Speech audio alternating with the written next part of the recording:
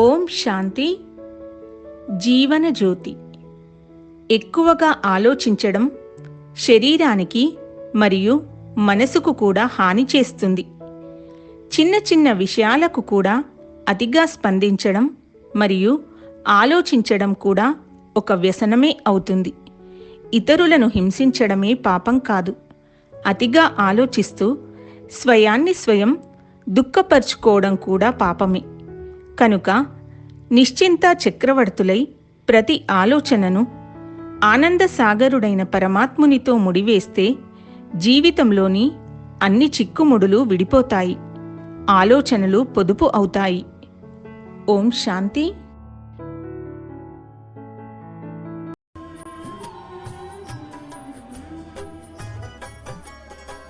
అందరినీ సేవించండి, కానీ ఎవరి నుండి ప్రతిఫలాన్ని ఆశించకండి.